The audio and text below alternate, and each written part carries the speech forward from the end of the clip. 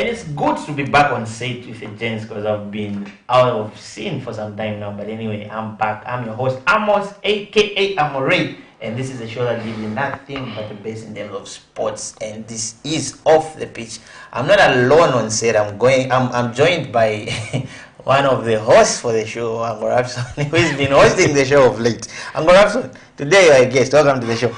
I should welcome Augustine. It's been a while. I think Augustine has been out of touch for a bit, and it's good to be back together with you, Augustine. And good morning to our dear viewers who are tuned in to watch this wonderful program that discusses nothing but the best of Zambian football as well as football on the continent of Africa. And once in a while, we touch the European side of things. Augustine, welcome back. I missed you last weekend. Thank you very much. I missed you too, guys. It's been a while since on the show, not a while but a week, and it's good to be back on the show. We return all the glory and honor to the Most High God. We thank you for the viewers that have tuned in, our royal viewers who always tuned in to watch this show. Like you've noticed, for the past few weeks, I think we've been joined by one Julius on set, and last week we managed to have Jeff on set, and these guys at some point going to be joining us as well, but not today, but maybe this coming week. Jeff can't show up. Jeff can't show up. What happened? What happened against Police College? Jeff can't show up. But if you remember, Jeff was caught in the mix. Jeff, okay, to our dear viewers, Jeff naturally is a Police College person. Yes. Then, by birth, he's a Mvula Wanderers. In his blood. In his blood is green. No, because I remember Ango Rapson asking him to say, who are you going with? He took about 10 minutes just trying to run away from the question. No, if I don't tell the whole hour of the show, he never gave an answer where he was going. But I'm sure the happiest now is Julius. I think if you look at the performances of Car Warriors beating Power Dynamos and a draw against Beauticon, I think that's good for Warriors. Yeah, it's very, very good for Warriors. And for dear viewers who are just joining us, you can tell your friends and your colleagues that we are also live on our Facebook page, that's Camnet TV. You can follow, like it, and you'll be able to comment on that. The question that we have for today: how do you rate the friendly game that we played yesterday? Was the playing style a bit different, or it's the same Zambia that we know? But for now, we'll just take a very short break, and we'll be right back.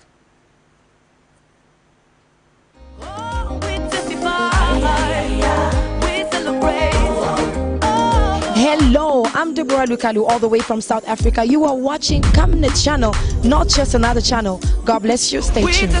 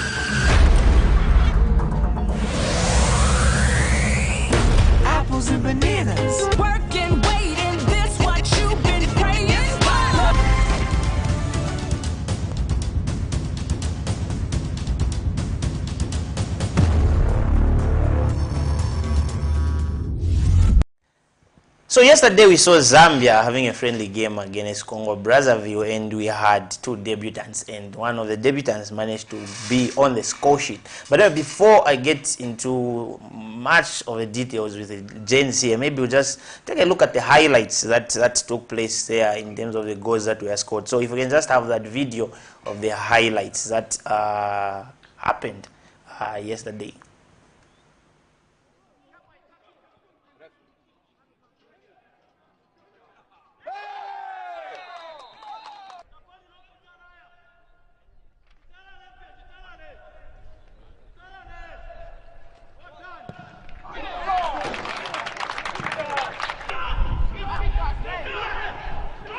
Shoot!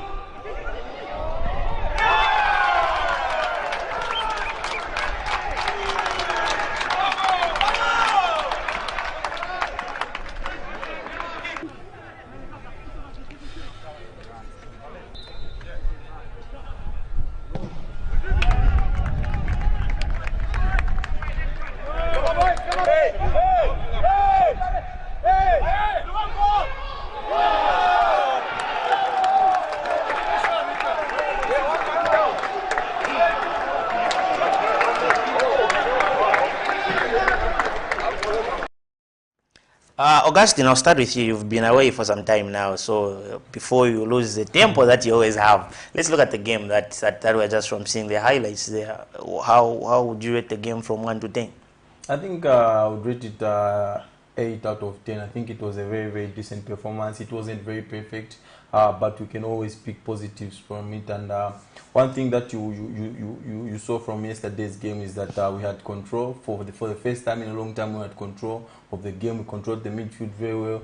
We passed the ball very, very well in between the thirds, and we were very organized, especially at the back. I think it's one area which we have always had problems, but I think the coming of Mabika, is it? Mabika and Franklin Msonda. I think to me they brought a lot of organization. You could see Franklin Msonda. I think he's born a leader. I think he was organizing, was always talking. His communication was very, very good with his colleague. One thing I noticed about Mabika is that he's very good on the ball, despite his height, and he's a little bit slow, yes, but he's very, very good on the ball. His passes are very, very accurate.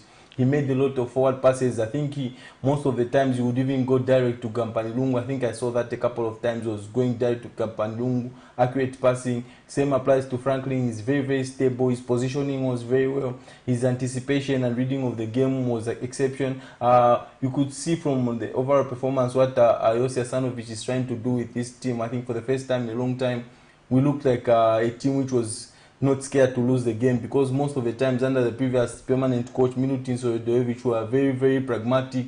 We played very cautious, but you could see in yesterday's game we were pressing the opponents high up the field. We squeezed the pitch for them so that it was difficult for them to come out with the ball. Very, very good performances. I think one area we need to work on going into the future games is the holding midfield role. I think to me Enoch Mwepu is not a holding midfielder, and he can't do that job very well when we're playing a team which is dominating us, which is putting a lot of pressure.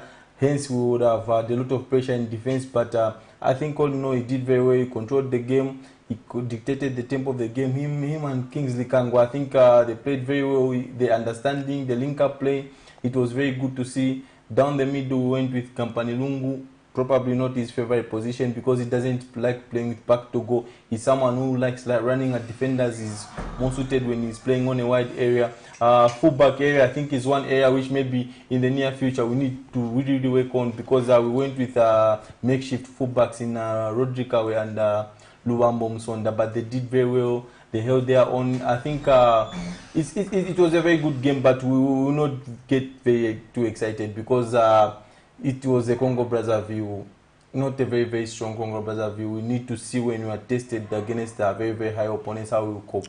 But how did you rate the combination, Uncle Robson, between two debutants, Frank Gimson and Aime Mabika, going forward?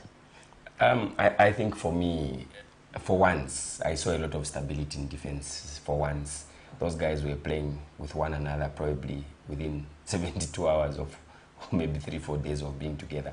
But when you are born a leader, naturally, whoever you partner with in defense, you tend to communicate. And for me, the most important thing is the communication that was happening between Frankie and Aime. And you could tell that even Tostan Sabata became a lot more comfortable to have those two guys in front of him. And I think to the wing backs, in yesterday's game, I was very, very impressed. And I think for me, I don't want to repeat what Augustine has said, yeah. But I think one of the best substitutes that I enjoyed was actually Shemi.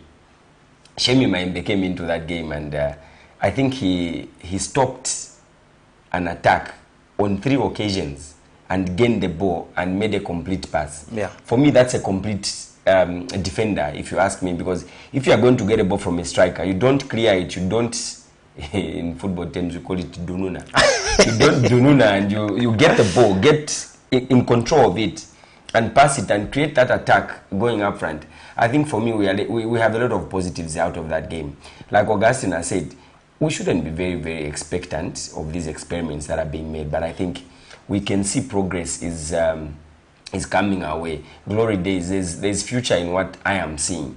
If you look at how the two debutants played yesterday, of course, Aime was a little bit lukewarm, if you ask me.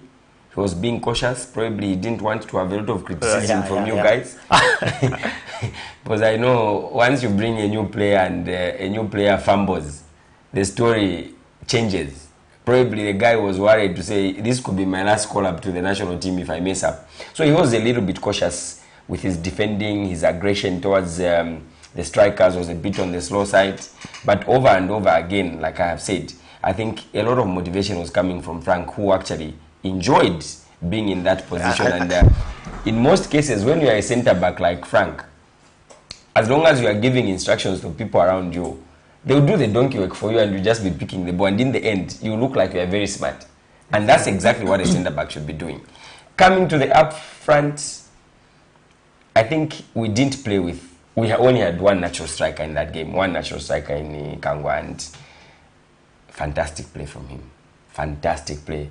Man of the match performance from that lad. You know, the build-up to the second game was phenomenal, if you ask me.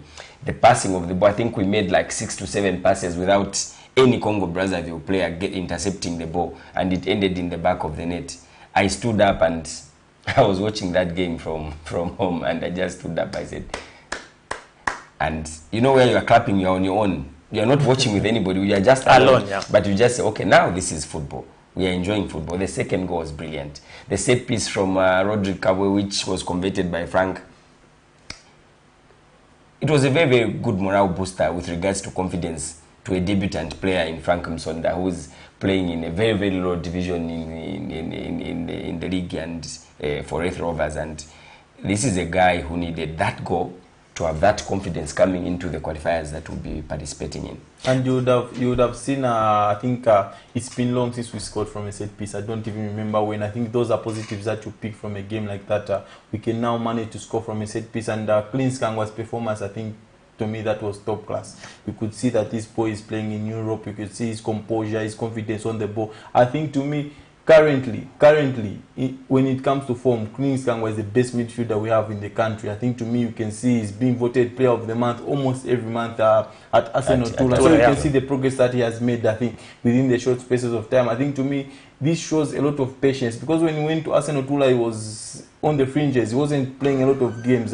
He had to wait for his time, and when it has come, he has grabbed it with both hands. And going to the coach, Ayose Asanovic, I think, to me, he was playing with the boys. He was there backing instructions the entire 90 minutes. I think, to me, reminds me of a very always trying to tell the boys what to do. But because players always need that. I think they need that to see the passion and the commitment from the coach on the touchline. Not know every time the coach is just seated and watching, and then he will just stand for 5 minutes, he shouts. But you can see he was connecting with the players.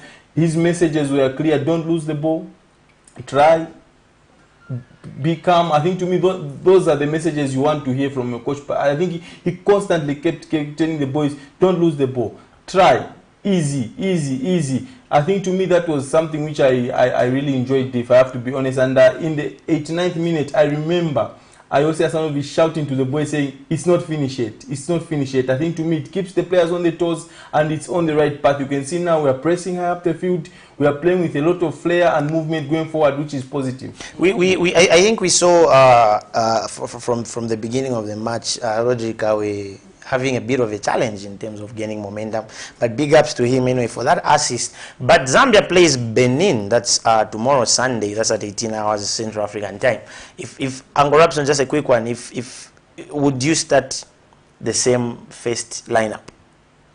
Well, these are friendly matches, and I think for me, the only ones that I think I can guarantee a starting Beth are the pairing of the centre backs, because we are trying to build stability at the back. I have no issues with changing the players up front, starting from the midfield going up. Like Augustine alluded to, I think we need a natural defensive midfielder. We didn't have one in yesterday's game, but I think we had the advantage of being very, very exponential with regards to attacking, and we took advantage of that. And our colleagues, Congo Brazzaville, are neither here nor there. Of course, even Zambia's rating, of course, is also there. So when you tell me whether the opponents were stronger, I will say we were equal. Because even us, our standards are fallen. So for me, really, I think the pairing of Frank and Aime should continue a little bit to see whether they can solidify. But I think for me, if you ask me naturally, I would say I would take off Aime and replace him with Dominic. Dominic with Frank. That would be a very, very good pairing at centre back. For me, that would be one of the changes I would make if you ask me. But I think the coach already knows the abilities of Dominic. So at this point, the coach is not trying to make a team that he knows already. He's trying to play different combinations. Then at the end of these friendlies, he would now then decide to say, okay, I've done these combinations. I've given a chance to everybody. So now when it comes to the qualifiers, that is when he's going to play the players that he knows better. Because clearly, I'm not going to use a player. For example, I've been using Augustine. And I know what Augustine is capable of doing. The next thing is there's Amos. So I'll sit back and say, you're already guaranteed the place in my heart because I know what you can do. So stay back. Let me try Amos. Amos, this is your chance. Show me what you can do. Amos, get into that field. Do what you can do. If you are going to impress me or play according to the style I want, then now I'm going to have a very, very difficult professional decision to make whether I should go for Augustine or I should go for Amos. But the most important thing is we need to start building that cohesion in the team. Building that gelling. That we need a team to gel to get to a stage where when the qualifiers come, you and I can sit back and say, the starting 11 that coach is likely to make are the following. Let's get to a situation where you can't miss. If you are missing the first 11, miss it by one player. But as it is, even you and I will sit here and say, who's going to start? You think of this one, the coach is thinking of this one. Why? Because there's been a lot of inconsistency, a lot of underperforming. Players have been given chances and players have not taken their chances. And just to add on to that, I think you've talked about consistency. I think that's the most key word. I think to me, we need consistency in terms of our performances. Today you see Zambia play like Barcelona and the following day they play like Chambeshi. So that's the biggest problem. Chambeshi beat Nkana Homa. Yes, yes, but we need to have consistency in terms of our performances. I think to me, if we are going to play at that high standard, that high level of competition, I think we need to keep that consistency. Performances in between games, we are trying to close that up, and now we need to try and work on that so that we can play well in between games. We have the same consistency. Going into the Benin game, I think to me, I would love to see a little bit of change. I think probably, I would love to see young Miguel Chaiwa. I think he did very well against Iran. He was very, very decent. Probably, I think I would have picked the Iran friendly should have been now when we have all the international players so that we can test ourselves, because Iran were very, very quick in that game. If you remember, they were very. They used the foot. They had their played on the front foot. They were very, very adventurous. So I would have loved our team to have been tested with Iran at these international friendlies. Miguel Chaiwa is a young, promising talent. I think he's someone who's destined for greatness. If we can try and playing a game against Benin, it will only boost his confidence because he's a very young lad. He plays for a provincial Division 1 team, but he's there with the big boys in the national soccer team. Maybe probably bringing Tandimwape to pair maybe with Mabika, Dominic Chanda with Frankie. I think to me we need to mix it up now with those two guys, because we need to see how they will communicate with a different player, because it's a different culture altogether for them. It's different. I think would love to see. I hope the lads can speak Bemba. I hope so difficult too. to give I hope so instructions too, in because English. I thought I heard Frank is sharing the same room with the captain Nino Kumepwan. He's trying to learn a little bit of Bemba. So we just hope for the best, because one thing that you see from this squad is it's youthful. There were a lot of young players on the park yesterday. I think it gives us enough confidence that we'll get to a certain level that will play, and we'll say this Zambia national soccer team can at least take on whoever we play. Because I was watching a friendly away from the Zambia game between Ivory Coast and France. You would see that these Ivorians are not intimidated whatsoever by these French players, because they play with them week in, week out. If you look at club level, yes, you looked at the Ivory Coast team setup. Every player is playing in the top league and is playing against these guys in UEFA Champions League, in the league, and you could see there was no intimidation factor. They were very, very confident. I think we need to get to those levels at Zambia as well. You know, that's one of them. So if you want to see, or maybe go and judge what Zambia would do, just watch the game tomorrow, and we are playing against Benin. We switch. And I believe this is a cup. Atlanta Cup, something like that. Whatever it is, but anyway, let's support the lads tomorrow. But we switch our attention now. Augustine, an issue of kits has been a challenge in our local league, and maybe I'll give an example of one in Ghana where they were made to put on to wear jerseys that were being judged as in they are Cameroon. Ghana versus Cameroon. Red Arrows versus Cameroon. So why till today, the way our league is growing, we still have an issue of kits? I think this is one big reason why our league looks amateur. Let's just be honest. I think there's no way Red Arrows would be wearing white at home. There's no way Ghana would be wearing white at home. I think to me it doesn't make a lot of sense, because if you register a jersey as your home kit, you register red as your home kit, you have to use red, but there are no rules that govern us in terms of the kit. But if you look at, there was someone who came up with an argument to say, why did Real Madrid wear black in El Clasico? I think it was known before the game, because Real Madrid had written to the association saying that they were celebrating something which was just very special, hence they had to change their kit and wear black. They are commemorating something 120 years or something, yeah, so they had to wear black Real Madrid, and it was something which was written. And Barcelona coming to the Santiago Bernabeu, we are very much aware with what was happening. But in the Zambian Super League, we see teams come with a different kit, and then they find the home team is wearing something different. A lot of people were shocked at Edwin Mbwela when they found Green Buffaloes Football Club, green, wearing full red against Nkana Red Devils. I think to me that was a shocker. On Thursday they went and wore green against Kafioset. I think that was a shocker. Would you say it's a mind game now that a lot of teams are playing? What we should do is that we should put something in place to say you cannot change your home kit. If you register red or yellow or blue, let it be that's the color you'll be wearing for the rest of the season. Not even changing the shorts to white. You should maintain. I think to me that will make our league look attractive. It will make our league look professional, because I've been disappointed a couple of times to see a player today is wearing shirt number 7, tomorrow seeing wearing shirt number 15. I think to me it doesn't make sense. It doesn't make sense. I disagree. At the beginning of the season, you register the shirt number of every player. Yes. It doesn't change unless you communicate back to fans and inform them. So yes, Augustine has stopped wearing shirt 11. He's now wearing Thank shirt you 7. very much. Joseph Zimba was wearing shirt number 2 for Lusaka Dynamos. Then from the start of the league, Kombe was injured, Joseph Zimba was wearing shirt number 10. I think to me that was a joke. I think to me we need to try and change the narrative when it comes to that, because this is a very, very top league. We cannot do that. We've seen this. There are a lot of players I see at top clubs. They do the same. They change their shirt number during the course of the season, which is not acceptable if you have to be honest. Okay. I like arguments. What happened to Ronaldo and Cavani? There was something which was written. You remember there was something which was written, and you have never seen Ronaldo wear another jersey number. I know, but the point is, if you inform the governing body, you can change it. But that Cavani gave up number 7. Dynamo's big centre forward, I think, is Binga. He wears shirt number 10 today.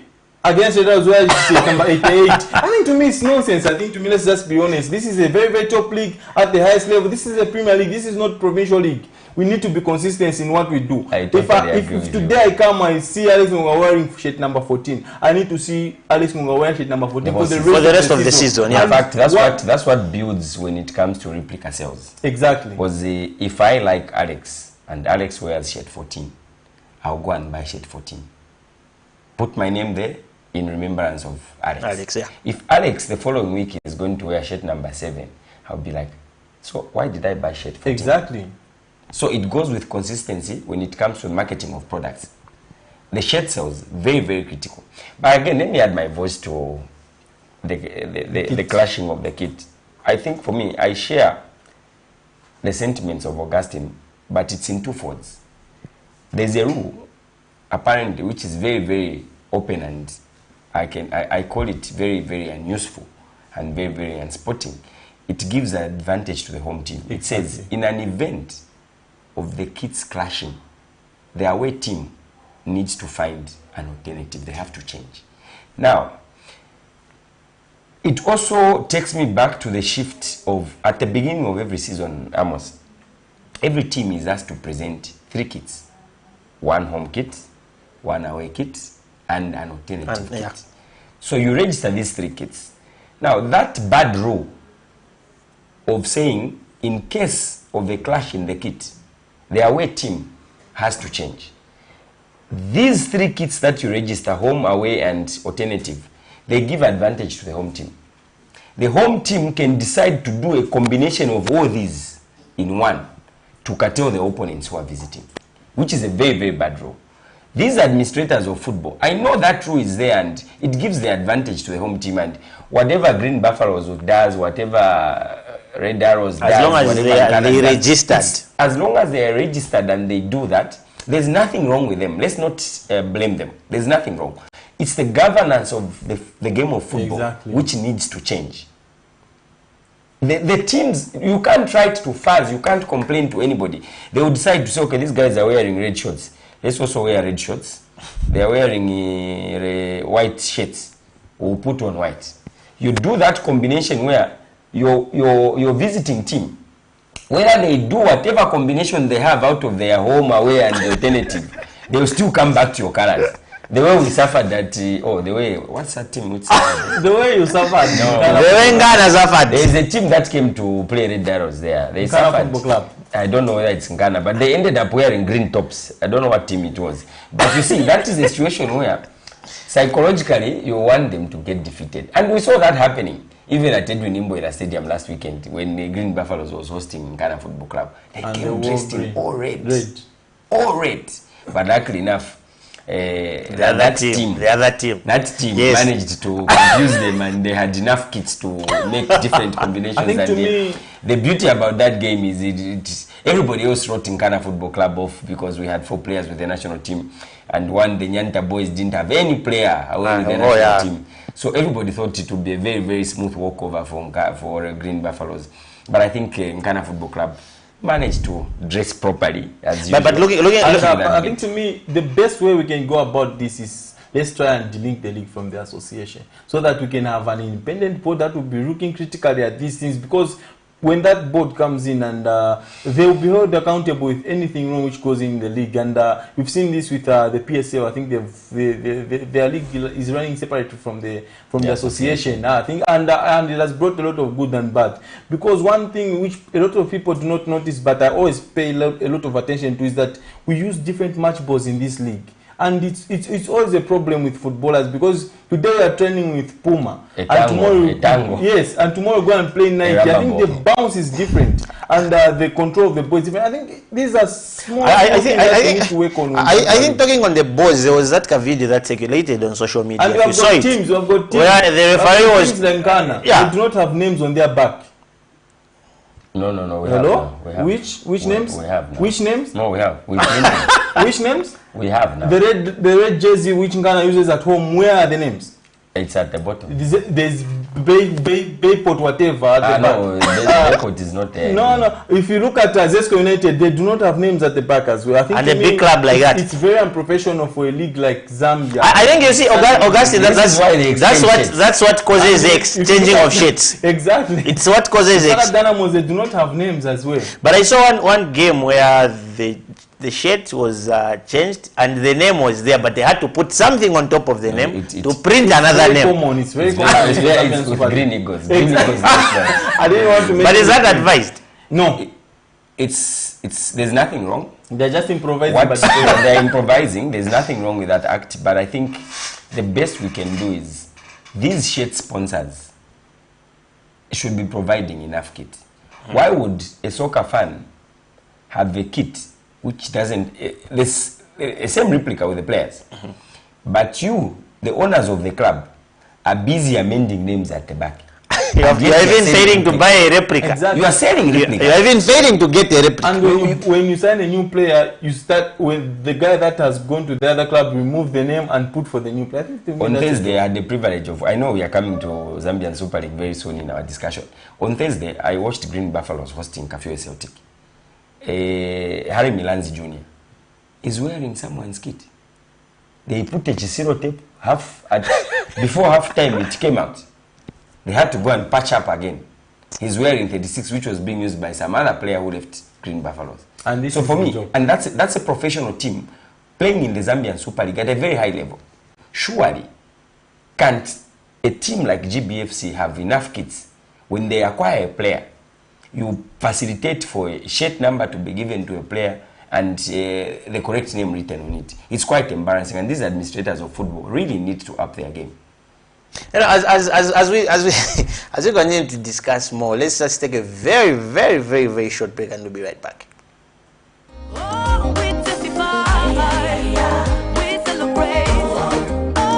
Hello, I'm Deborah Lukalu, all the way from South Africa. You are watching Camnet Channel, not just another channel. God bless you. Stay tuned.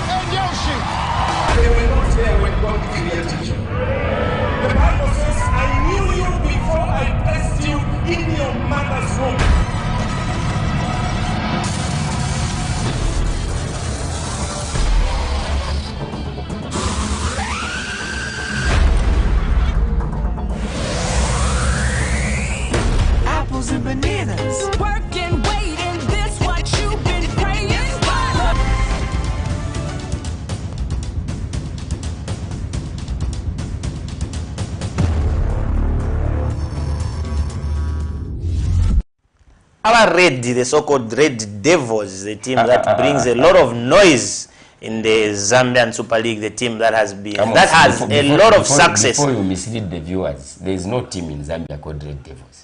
Okay, Ghana. I'm thinking of Ghana Football Club, a team that brings a lot of controversy in terms of whatever happens. But then before we get into discussion to see the, in fact, you are about to issue, bring one. before we get into details to check out what happened in terms of the Ghana fans being banned, which something has brought a lot of talking points on social media where they are saying, why punishing Ghana alone? But let's just look at this short clip that we have in terms of how Ghana fans misbehaved in one of the stadiums. If we can just have this clip. Photos are flying everywhere. Look at that. These people in Ghana are in their room.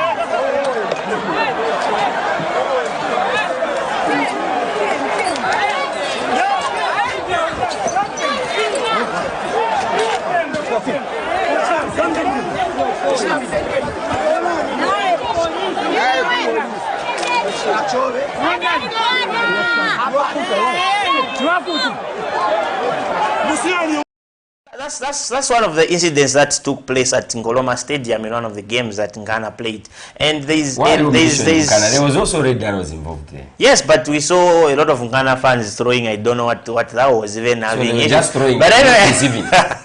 They were not. I don't know if they were on the receiving end. But anyway. We've seen the outcome of certain things, and that the outcome of the Ghana issue is supporters have been banned, and one of the supporters wrote a letter. If we can just have a display of that letter, as Augustine tends to. So that's the letter that one of the supporters wrote, the fans in fact. So Augustine, was it good enough for them to defend themselves with that letter? I think to begin with, don't talk about Augustine before you come in. Let me discuss this later. This letter was written not by Ghana Football Club, yes, but by the fans. It's the opinion of a group of people who call themselves fans. So let's not relate this letter. Okay, we've delinked it. Yes, delink it and proceed with the comment. I think to me, 4th January 2022. Red Arrows hosted Ghana Football Club at Ngoloma Stadium. This is where it all started. I think to me, Ghana were receiving a beating of their life, and then they decided to beat Red Arrows in another way. They want to lose the game and in the choices as well. So they became violent. I think to me, it's something which I have seen from Ghana fans, and this punishment, I think to be honest, it's been long overdue. If you love Zambian football, Nkana fans, not Nkana fans, generally Nkana fans, a section of Nkana fans. Ever beaten you? No, never. A section of Nkana fans have decided to use violence when it comes to a game of football, which unites. No, Uncle Rapson has made it clear. Has he ever beaten you? I think to me, he has never. But if you remember, Nkana fans, let me try and a section of Nkana fans, not all the Nkana fans, a section of Nkana fans have had this bad behavior over and over again. I think to me, I remember I was going to Kitwe. Red Arrows playing Ghana Football Club at Chilata. I was wearing a Red Arrows replica. Upon arriving at Chilata, I think to me I started receiving abuse from a section of Ghana fans. A section of Ghana fans. And it was very disappointing. The game had not started at that point. And when we went to the game was being played, and there was this young boy. He was very, very passionate singing Ghana songs. I think I caught the boy. Then I started chatting with the boy. And then some Ghana fans came again to me saying, why are you trying to taking our boy? Yes, I think to me it was coming out to say like I'm trying to put pressure on the boy, or I'm trying to be violent toward the boy. But I was just having a chat with the boy, and the boy himself said no. Actually, he's asking me how I became a Ghana fan and how I became passionate, because the boy was telling me a story saying it's my father who brought me to Ghana Football Club. I think to me it's very disappointing that some Ghana fans have chosen violence over peace. This is a game that unites us, not dividing us. But you've got a call on the line. Hello. Hello. Hello. Good morning. Hello. Good morning. Julius. How are you doing this morning? I'm okay. How are you doing, Julius? Yeah, Julius is on the line. Go ahead, Julius. We are looking at the Ghana issue.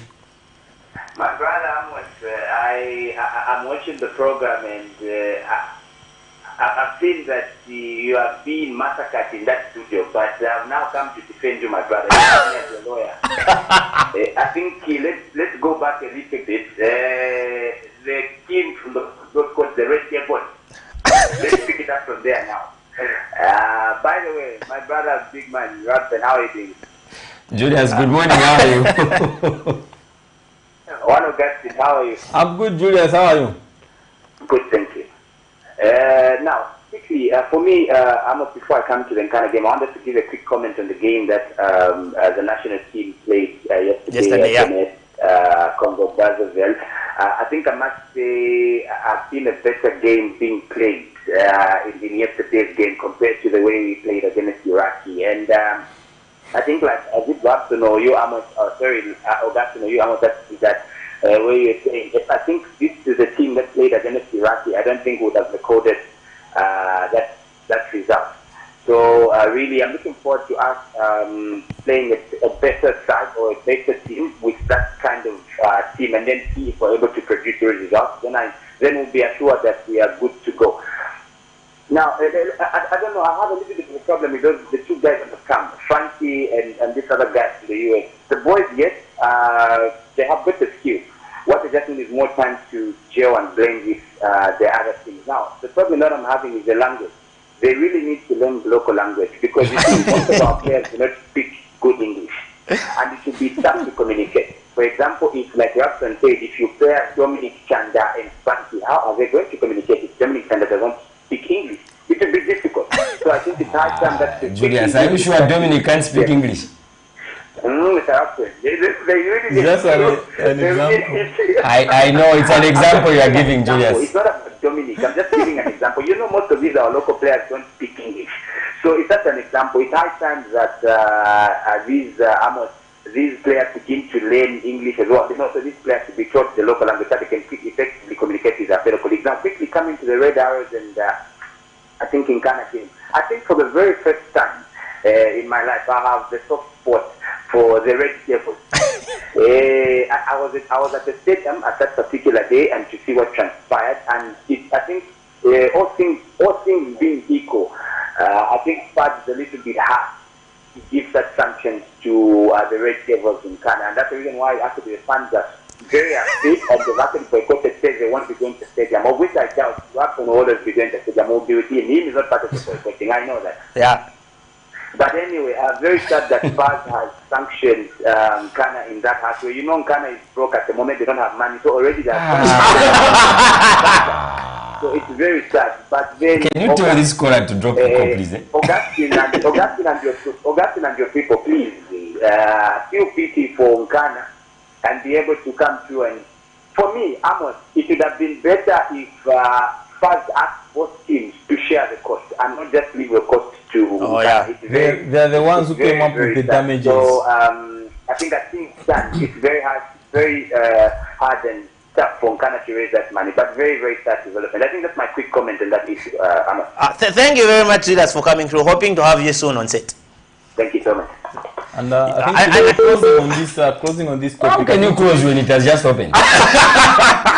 I think to me, let's try and put it this way. I think to me, a section of Ghana fans who are unruly, and we have to be honest about that. That behavior is uncalled for. I think to me, I saw a game Sagat Dynamos playing Ghana and Koloma Stadium. And Ghana fans, I think one came from the opening and started abusing the other Ghana fan who was in the grandstand. I think to me, that was something which was a very shock. They even abused themselves. What we should preach now is that let's stop hooliganism in stadiums. I think to me it's a place whereby families should come feeling safe. I think to me it's something which we have to see a lot of families, a lot of young boys, young girls coming to the stadium, not being scared because it's Nkana playing. Why is it that it's always Nkana? That's the biggest problem. I think to me, if this was the first offense for Nkana, I would have said, okay, Football Association of Zambia very, very harsh on Nkana Football Club, but it's always Nkana who are starting the attacks, especially when things are not going their way. Okay, I think they need to work on that attitude and be brave.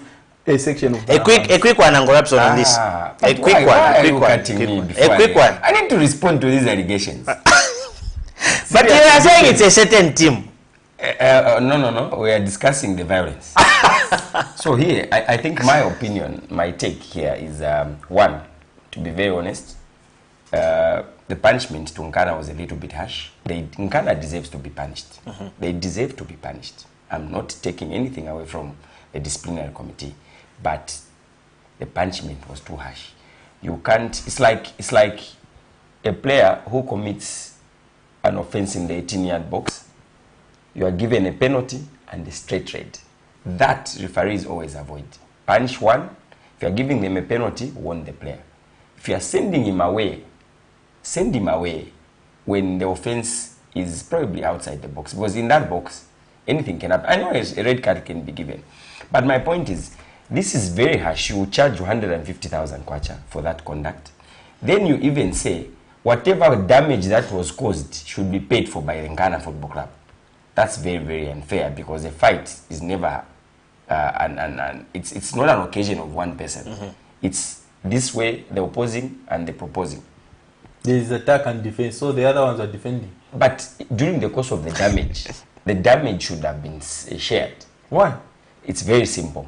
If Nkana didn't start the violence, would they have been damaged? I am not. Yeah. So you see now you are coming to the fact that Nkana started the fight. Yes, and everyone saw.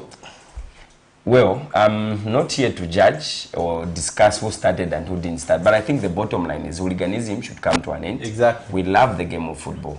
I have a soft spot for Nkana Football Club, and I think I am one of the few that actually advocate for a lot of peace when it comes to football, because clearly, even me, in my state, who is that? Shivupe. Yes, in my state, whenever Nkana is in town, I can't even get my smallest son to come with me for a very simple reason. Because you I don't need to be prepared either the outcome, I'm going to scamper for my life or not. Simply put, because anything can happen. So at that point, really, all of us should have a responsibility of curtailing that kind of behavior in a football stadium. Yes. That punishment, yes, Nkana deserved it, but it was too harsh. But to all the fans out there, let's not dent the name of the club, Nkana Football Club. Nkana is a big team with a big following. An act of violence from a few disgruntled soccer fans dents the image of this beautiful game of football that we enjoy. And that should be very, very condemned in its highest level. You know, hope the Nkana situation. Let's just pick this call. Hello? Hello? Hello, good morning. Hello, good morning. Your name and where you are calling us from? Mumba Right, calling joining you from Kushi. Oh, okay. You can go ahead, Mr. Mumba, with your comment. Yeah, I want to agree that the Ghana fans have been giving us a lot of problems in terms of hooliganism. Yes. But I think that on that one, charging them that much was a bit harsh, because what happened involves both teams. So in terms of the money, they should have probably asked both teams to pay. And of course, when you look at Ghana, they are struggling financially. So charging them such kind of amount will put them, I think, at a very awkward position. Yeah. For instance, we cannot support it. We still appreciate the challenges that the clubs are going through. This is actually what is happening even in the lower league, where you know that the learning football is very costly. Most of them, they are just learning the clubs on their pocket. But then you find that the executives are quick to charge them in terms of monetary payments, which is proving to be a challenge on the part of the executive. We need to find other means on trying to instill discipline in these teams as well as the fans. Suffice to say that we do not support hooliganism at all costs. Thank you, Mumba Pride from Kush. Thank you so much, Mr. Mumba. That's a very, very good contribution. And in fact, it summarizes. I would love to add to say, yes, Red Arrows should have paid something. In terms of not tightening up the security. I think to me that's where the loophole comes in when it comes to Red Arrows, and we need to try and have workshops to try and sensitize fans, clubs. I think to me, how do you bring police officers Ghana fans like big players like Basil and Satesat. I think to me they are the ones who need to be preaching about say no to hooliganism. It will be easy for Ghana fans. And you know, maybe just a quick one on that. We see a lot of security being tightened at the gates, but inside the stadium there is less. But anyway, hope this will be an example to other clubs that we have here in the Super League and maybe going beyond the Super League. But anyway, now let's look at the race to the top 4, or maybe the race to demotion. There is demotion and promotion here as we talk. But let's look at the table for the MTN Super League, where we see Red Arrows still being on top of the league.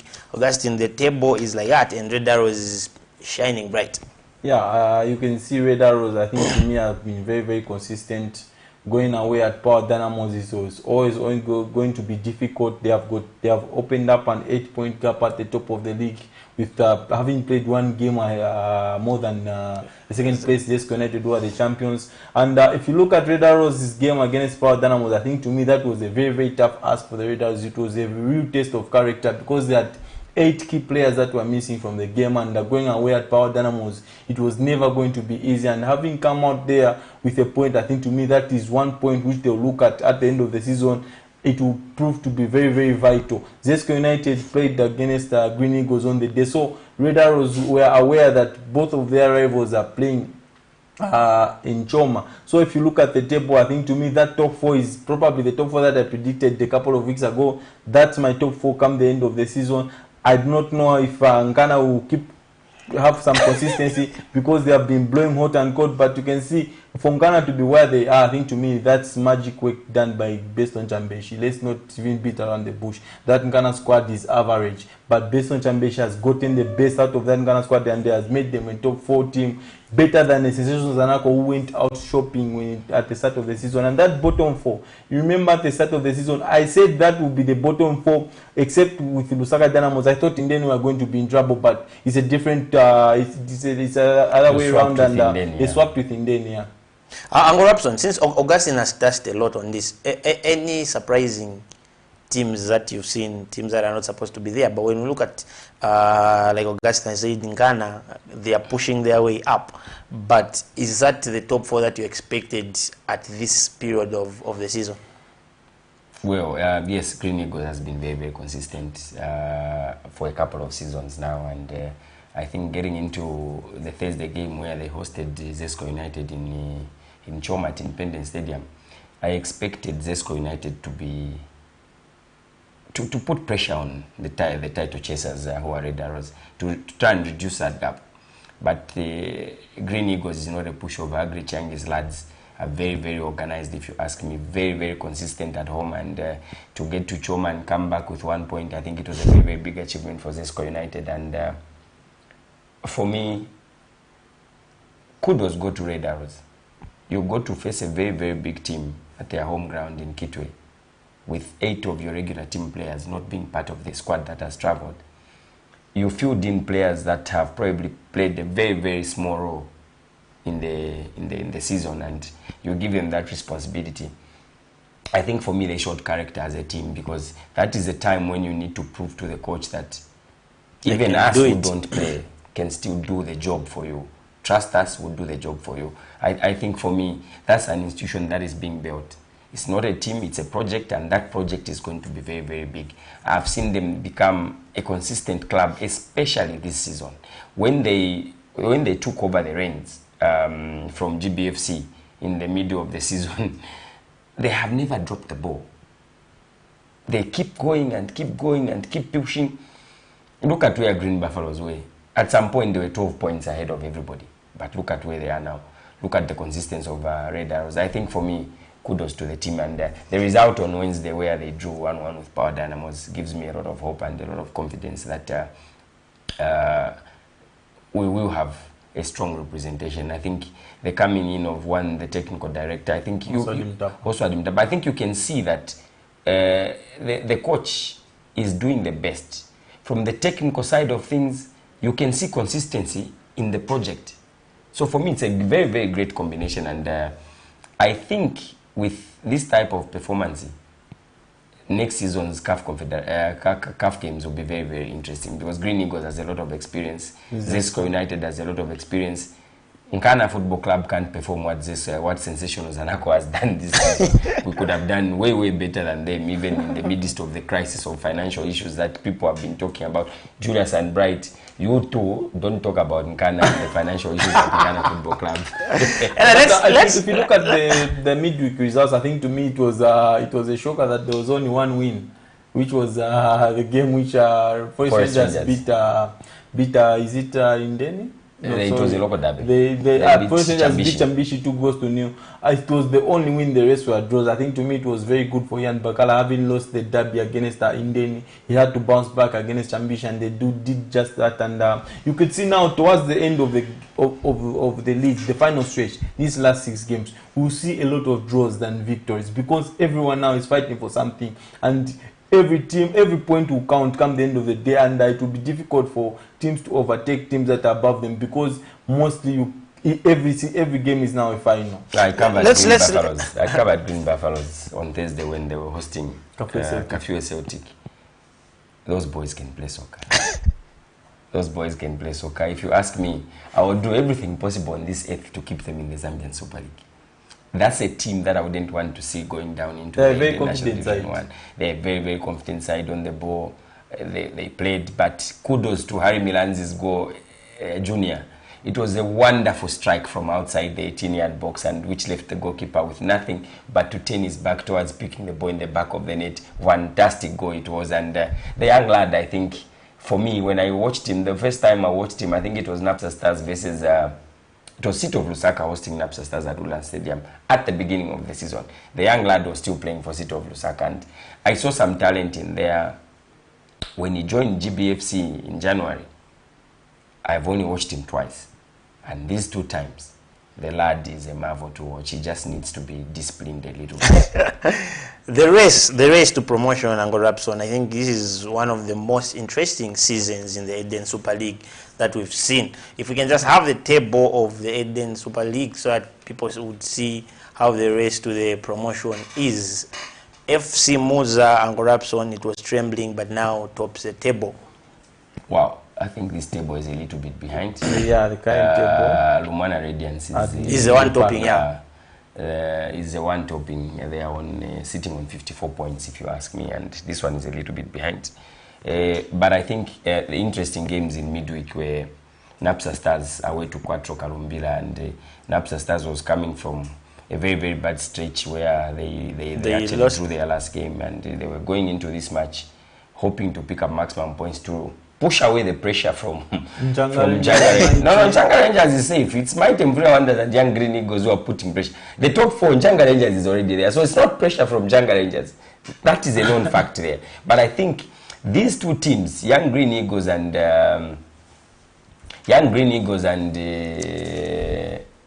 Mvula Wanderers, those are very, very, very, very, very determined to push for the title. It's very interesting, I think, to me. If you look at the top of the table, there's a very, very big game tomorrow between Napsa Stars and Lumwana Radiants. This game is very, very big because it's a game between teams that were playing the Super League last season, and they both dropped. And at some point, they were number 1 and number 2, but Napsa Stars has dropped to 3rd. They are facing Lumwana Radiants. This is a very, very big chance for Napsa Chance to try and close that gap. I think, to me, I saw something from Musonda Kapembo is going back to a place where he called home. It's an emotional return for him. It will be a very, very good game, and it will be sparks in Solwezi this afternoon. Looking at time, we've clocked the hour. But anyway, we've got other games that are being played today. Like Angorapson said earlier, he's supposed to go and cover somewhere, and from there we have to cover the Camnet Stars, who will be hosted by Modern Stars, and the game is being played today at 15 hours. That's at Kalingalinga ground, and Camnet Stars have been having consistency of late, where they stand at 26 points, and they're hoping they'll continue grabbing those points so that in order to gain promotion and corruption. But so far, so you've watched the lads play. The lads are a marvel to watch, if you ask me, and the inclusion of one young midfielder who joined the team in the recent past, I think he was playing his first game in midweek, and the game that he played, for me, all roads leads to Kalingalinga grounds, where we will be covering our own Camnet Stars team playing away in that game, and hoping that if the result goes the Camnet Stars way, we should be able to be challenging for the title this actually afternoon, and we will be there. So to those of you who follow us and who like watching soccer, remember there are no Zambian Super League games in Lusaka today. It would be nice to all of you to come and watch our very own Camnet Stars winning that game this afternoon at Kalingalinga grounds. Yeah, big game for Camnet Stars playing in Kalingalinga. There's always a big crowd when you're playing in Kalingalinga. I think to me it would be good for the boys playing in such an atmosphere at Kalingalinga ground. They are a very, very promising young team, and they can only get better and become stronger with time, with very, very good coaches who are guiding them. I think they're a promise for Zambian football going in the near future. After playing their games, because they had games in hand, but they stand at second position right now behind the Zone 2 log leaders, who are amazing. But I'm sure once we manage to win our game today as Camnet Stars, we'll be able to fuse or maybe go to the spot where we belong, which is position number 1, because we are destined for greatness. But anyway, your final remarks, Angorapson, as we close the show. Well, there are two important games that are happening in Northwestern Province. City of Lusaka is being hosted by Quattro Kalumbila in that game, and I think Coach Albert knows that the race to the top 4 is slowly slipping away from his hands, because we've seen that the only teams that are putting enough pressure to get into that top 4 is basically Young Green Eagles and Mvula Wanderers, who are also neither here nor there. We saw the inconsistency of Mvula Wanderers. They came into Lusaka last weekend and got nothing out of Police College, and the second game, interesting game of the weekend, if you ask me, is Lumwana Radiants hosting Napsa Stars. To my friends Buton Musonda and Perry Mtapa, I shall remain mute in this game. May the best coach carry the day. Augustine. Yeah, I think there's a big one again in the Provincial Division 1. Atletico Lusaka hosting Young Zanaco. That's a very, very big game when it comes to developmental football. And a big thanks to everyone that tuned in. We always appreciate your support and your effort. We'll see you same time next week. Thank you to the entire production team for making this possible. So, like Angorapson, I said, there are a lot of interesting games, and Augustine, I said, there's one Athletic who will be playing Young Zanaco, and not forgetting Camnet Stars who will be playing again today. That's at Kalingalinga grounds, where we'll be going there to cover, as they stand second in their Zone 2 zone. But hopefully after a win today and amazing drops points, we'll be able to slot or get that position number 2. But on behalf of the whole entire production team, not forgetting one Isaac upstairs and Amazing, who has been helping us here in the studio, and not forgetting the point that one Julius said to say they have to learn Nyanja, but maybe we do it the other way around. Why not our local players learn English? It's not our so language. If they can learn, It's not our language. but all the same, Angorapson. So, but anyway, we've come to the end of the show. I've been your host, Amos, aka Amore. See you next week, Saturday, same place, same time. We're out.